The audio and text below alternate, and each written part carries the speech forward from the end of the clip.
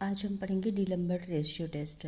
जब P test से question solve नहीं हो पाएगा तो अपन सीरीज के कन्वर्जेंट और डाइवर्जेंट को पी डीलैम्बर्ट रेशियो टेस्ट से फाइंड करने की कोशिश करेंगे। डीलैम्बर्ट रेशियो टेस्ट ही फिर से उसी तरीके से कंडीशन है कि summation of u n is a positive term series होगा। सारे टर्म्स क्या होंगे? पॉजिटिव होंगे। और then limit n tends to u N plus one upon you n equal to l finite value होगी तो सीरीज कन्वर्जेंट होगा if value of l is less than one. Series divergent होगा if l is greater than one. Condition fail हो जाएगी, मतलब convergent divergent अपन proof नहीं कर पाएंगे if L equal to one है। ठीक है, तो इसी पैटर्न पे अपन क्वेश्चन को सॉल्व करने की कोशिश करते हैं।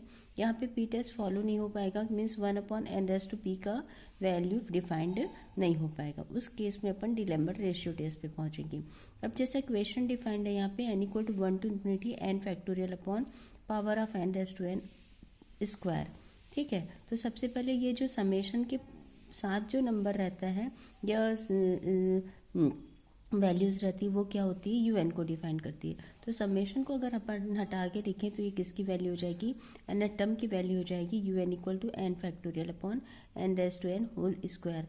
अगर इसको अपन पी टेस्ट के थ्रू सॉल्व करने की कोशिश करेंगे तो वी एन डिफाइंड नहीं हो पाएगा। तो उस कंडीशन पे अपन क्या करते हैं? डीलैम्बर्ट रेशियो टेस्ट को फाइंड कर से कन्वर्जेंट डाइवर्जेंट को फाइंड करते हैं। तो यहाँ पे अपन क्या करेंगे? डीलैम्बर्ट रेशियो टेस्ट ये बोल रहा है कि अपन को यूएन भी चाहिए और यू एन प्लस वन भी चाहिए। इसका मतलब अगर अपन सीक्वेंस सीरीज में या सीक्वेंस का एन टर्म के बाद एन प्लस वन, एन को किससे रिप्लेस करेंगे? एन प्लस वन से रिप्लेस करेंगे तो अपन को ये एन प्लस वन की वैल्यू मिल जाएगी। यू एन प्लस वन क्या होगा? एन को एन प्लस वन से रिप्लेस करने से अपन को फाइंड होगा। अब रेशियो टेस्ट ये बोलता है कि यू एन प्लस वन और यू एन दोनों को क्या कर दो? डिवाइड कर दो। तो दोनों को डिवाइड किए तो फैक्टोरियल नोटेशन वाले टर्म्स को फैक्टोरियल नोटेशन पे, पावर वाले टर्म्स को पावर वाले टर्म्स के नीचे लिखेंगे। तो n plus one factorial by n factorial और पावर ऑफ एन जो डिनोमिनेटर पे था वो न्यूमरेटर पे चला जाएगा। N raise to n upon N plus one power इसे n plus one whole square हो जाएगा।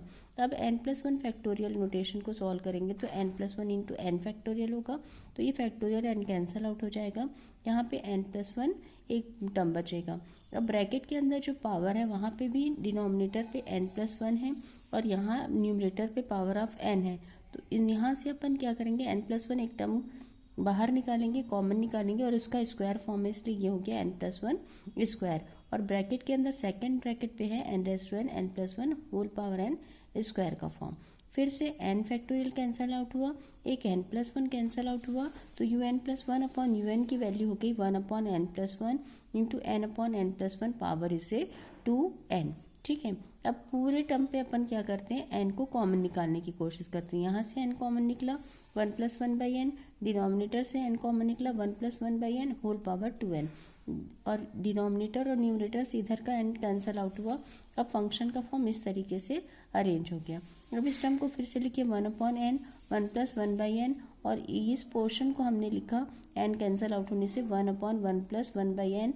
वन पे पावर टू एन हो या एन हो, वैल्यू क्या होती? वन होती, ये वन लिखा और इस स्क्वायर फॉर्म पे पुट कर दिया। और फिर से लिमिट डिफाइन करेंगे तो वन बाई इन्फाइनाइट की वैल्यू क्या हो जाती है? जीरो। तो ये पूरा टर्म क्या हो जाएगा हमारा? जीरो। एल की वैल्यू क्या मिल गई? जीरो। एल की वैल्यू जीरो मिली, मतलब एल क्या हो गया? लेस देन वन हो गया, इसलिए सीरीज क्या हो गई? कन्वर्जेंट हो गई। और हमेशा इसको याद रखना कि limit n tends to infinity one plus one by N whole power is a n which is equal to e. इसकी वैल्यू हमेशा क्या होती है? ई होती है। इसलिए जो सेकंड ये वाला पोर्शन है उसकी वैल्यू ई हो गई, और इसको अपन ने वन बाई इन्फाइनाइट से मल्टीप्लाई किया तो जीरो हो गया, इसलिए एल की वैल्यू जीरो हो गई। एल की वैल्यू जीरो है, मतलब एल की वैल्यू जीरो मतलब लेस देन वन है, तो सीरीज कौन सी हो जाएगी? कन्वर्जेंट हो जाएगी। तो डीलैम्बर्ट रेशियो टेस्ट में इस तरीके से क्वेश्चन सॉल्व करना है। हमेशा याद रखना यू एन फाइंड करना, U N plus one find करना, दोनों को डिवाइड करना, उसके बाद अपन को लिमिट लेना है। लिमिट लेंगे, लिमिट फाइनाइट होगी, लेस देन वन होगी तो कन्वर्जेंट होगी, लिमिट फाइनाइट होगी बट ग्रेटर देन वन होगी तो डाइवर्जेंट होगी। एल इक्वल टू वन के लिए डीलैम्बर्ट रेशियो टेस्ट को अपन यूज नहीं करते। ये कब यूज होगा? जब पी टेस्ट अपन से क्वेश्चन अपन सॉल्व करने में दिक्कत होगी। अब सेकेंड क्वेश्चन देखो उसी तरीके से, यहाँ पे भी है टेस्ट फॉर कन्वर्जेंस है, समेशन का फॉर्म है N equal to one to infinity N square upon two N है। ठीक है, यहाँ पे un को अपन ने डिफाइन कर लिया n²/2n। अब n/2 हो गया, un की वैल्यू n/2 हो गई, तो फिर से यहाँ पे अपन डिफाइन नहीं कर पाएंगे कि सीरीज कन्वर्जेंट है कि डाइवर्जेंट। अगर डायरेक्ट देखोगे तो डाइवर्जेंट अपन को मिल रहा है, हाँ। तो अपन इसको सॉल्व करेंगे, un हो गया, un+1 फाइंड कर लिए, n+1/2, un+1/un किया, इसको सिंप्लीफाई किया, n+1/n, वैल्यू हो गई 1+1/n। अब लिमिट लेके चलेंगे, limit n tends to infinity, n tends to infinity पे un की वैल्यू क्या हो जाएगी, un+1/un = 1, l हो गया। इसका मतलब यहाँ पे अपन सीरीज के डाइवर्जेंट कन्वर्जेंट को डिफाइंड नहीं कर पाएंगे। तो ये इस टाइप से इक्वेशन हो गया जिसमें कि अपन रेशियो टेस्ट यूज़ करेंगे तो कंडीशन क्या हो जाती है, फेलियर कंडीशन हो जाती है, क्योंकि एल की वैल्यू 1 हो जाती है ना। मैं इसको और दूसरे तरीके से सॉल्व करना बताऊंगी, लेकिन अभी पहले अपन इस तरीके से पैटर्न के क्वेश्चन सॉल्व कर लेते हैं, ठीक है। फेलियर कंडीशन होने से फिर क्या होगा ये भी देखना, ठीक है। अब थर्ड टाइप से क्वेश्चन देखना, summation of n = 1 to ∞ n⁴ 3n/n। इसको अपन डायरेक्ट डाइवर्जेंट भी लिख सकते थे, क्योंकि यहाँ पे n² है, n limit n tends to infinity put करने से, है ना, un क्या हो जा रहा है, इनफाइनाइट हो जा रहा है। अब इस थर्ड क्वेश्चन को देख लो, समेशन ऑफ un हो गया n⁴ 3n/n। अब un+1 फाइंड कर लिए, दोनों को डिवाइड कर लिए, डिवाइड करने के बाद सेम पैटर्न वाले टर्म्स को सेम पैटर्न के नीचे लिखे, n+1 किसके नीचे क्या होगा, n होगा, n के नीचे क्या होगा, n+1 होगा, इंटू 3n क्या हो जाएगा, 3n, ये पावर में है, ठीक है।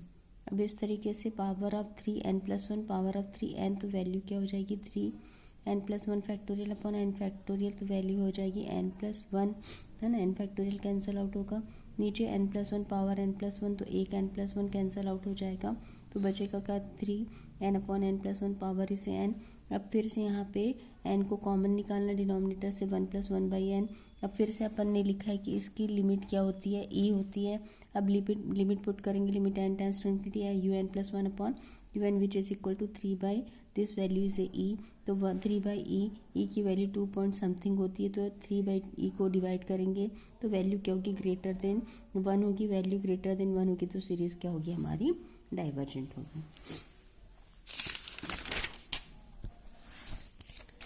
अब इसी पैटर्न में थर्ड क्वेश्चन देखते हैं, सीरीज का फॉर्म है 2/1, 25/15, 258/159, 25811/159, 13। तो यहाँ पे फिर से जब इस पैटर्न पे है, nth टर्म हमको डिफाइन नहीं है, तो nth टर्म फाइंड करना होता है। पहले न्यूमरेटर का nth टर्म देखेंगे, न्यूमरेटर के टर्म्स है 2, 25, 258, इस तरीके से कॉमन डिफरेंस है, कॉमन डिफरेंस क्या है, 3 का है, तो nth टर्म का फॉर्मूला होता है a + n-1 into D. a की वैल्यू क्या है 2, n की वैल्यू अपन को n ही लेके चलना है, d क्या डिफरेंस 3 है, तो यहाँ पे अपन का न्यूमरेटर का nth टर्म हो जाएगा 3n-1। अब डिनोमिनेटर को चेक करना, 1, 15, 259, 159, 13। फिर से डिनोमिनेटर से फिर अपन AP का फॉर्मूला यूज़ करेंगे, a + n-1 into D. a की वैल्यू है 1, n-1, d की वैल्यू 4, सिंप्लीफाई करेंगे 4n-3।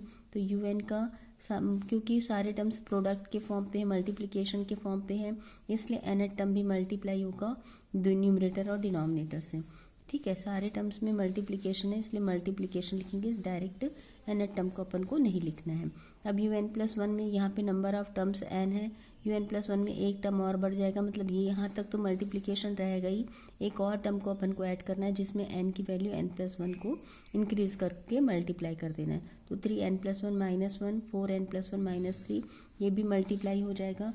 इसको सिंप्लीफाई करने के पहले अपन क्या करेंगे, दोनों टर्म्स को डिवाइड कर देंगे, un+1 और un को डिवाइड करेंगे, तो ये पूरा nth टर्म, ये पूरा टर्म क्या कहलाएगा, डायरेक्ट लिख सकते थे इसको, अपन इसको इस तरीके से भी लिख सकते थे, un+1 equal to un into term क्या बन रहा है हमारे पास, 3n+2 अपॉन 4n+1, ठीक है, तो इसको डायरेक्ट इस तरीके से भी लिख सकते थे। अब U N plus one upon you N लिखेंगे तो अपन को क्या मिल जाएगा, 3n plus two upon 4n plus one.